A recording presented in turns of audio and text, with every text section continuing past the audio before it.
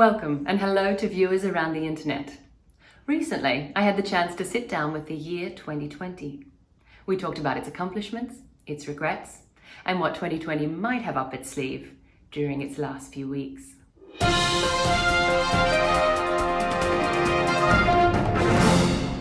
2020, welcome. Thank you. Glad to be here. And by here, I mean in 2020. So I guess I mean it's great to be with me. Well, I have to say, not a lot of people would share that sentiment. Ouch.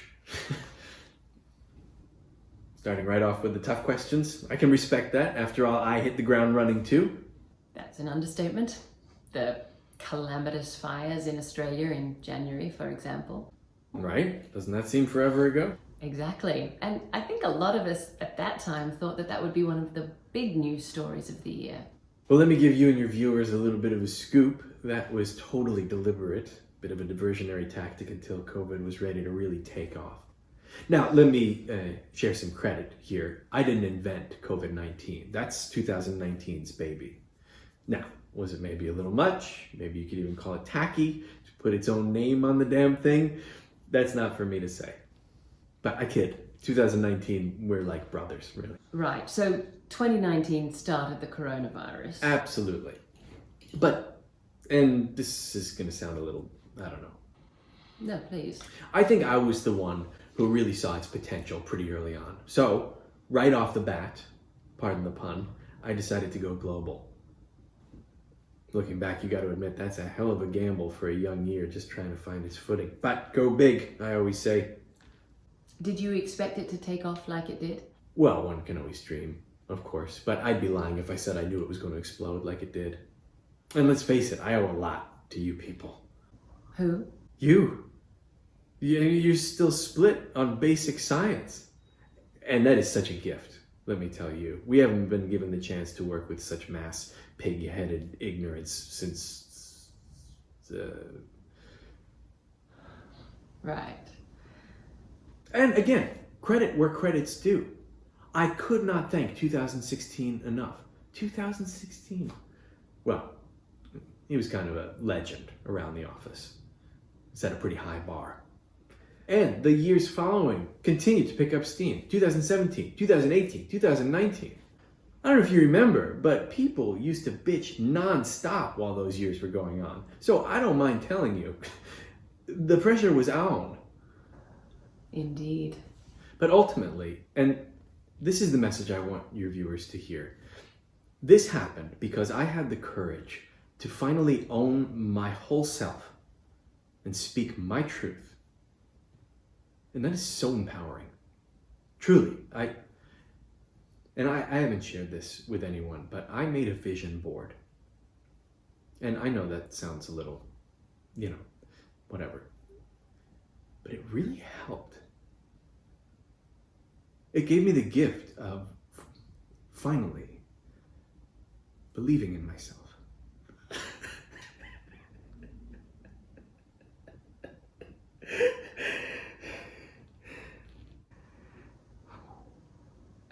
You want to take a break? Oh, you're kind. No. I think it's important that people know the real 2020, warts and all. What's in all? 2020, you created a pandemic that's killed over 1.4 million people. So far, 2020's not done yet. That's true, you've got a few weeks left. I wouldn't be so sure about that. How do you mean? Well, time has kind of lost all meaning in 2020, right? Everyone's saying it. People are saying it. Everything's all kind of running into itself. Am I right? I guess, but... No, well, there are people who are saying it. There are doubts, is all I'm saying. Real doubts that this is even the end of the year. In fact, experts are saying, I'm hearing from a lot of experts that say it's probably late August at most. Well, the calendar quite clearly says Calendars, that okay, calendars. Let me ask you, do you believe everything the liberal calendar lobby tells you? Think. Who stands to profit the most off a new year? Champagne. Big calendar. That's who. It's pretty basic. Follow the money. with all due respect... There are people looking into it. The best. There have been substantial evidence uncovered of widespread fraud in month counting. But that's... I mean, it's getting cold out, the days are getting shorter. Let me ask you something, and I don't mean to sound, but with the way that I've gone, you don't think it's possible that I can make that happen in August? Well, Yeah, I think your viewers know better. The people will decide. We'll see how it plays out. That's a nasty question, frankly. What's your next question? Okay, what would you say is your proudest accomplishment? Oh, gosh. So many. Well, the pandemic, is the obvious choice. But so I guess I'd have to say, oh gosh, it's hard to pick one. Increased racial tensions in America is something I'm really proud of. QAnon has really taken off under my watch. I'm still pinching myself on that one. What about the election results in the US? Believe it or not, I try to stay apolitical, just like, the Queen or Susan Collins. And here's the beauty of it. It didn't matter. Either Trump would win, and great. But Biden winning just means vast swaths of America buy into conspiracy theories that will eventually...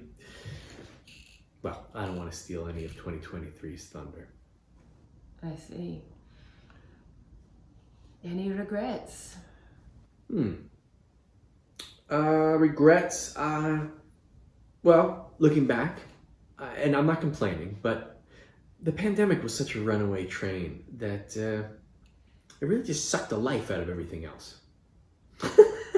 But let me rephrase that. There just wasn't room for anything else. Let me give you an example. I don't think my celebrity deaths got their due. And that really sticks in my craw.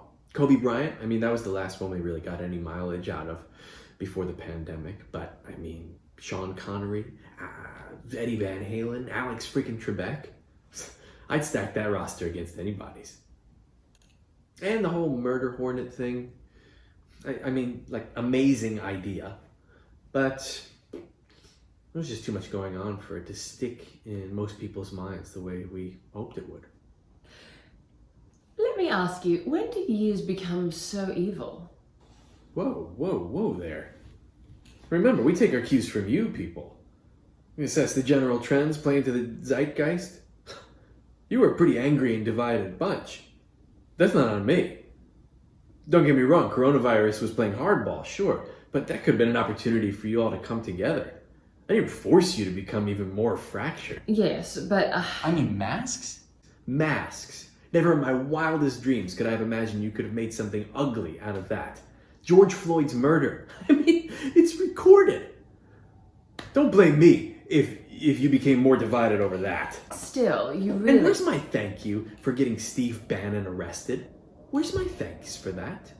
I would have messed with Stephen Miller, but, to be honest, dude scares the crap out of me.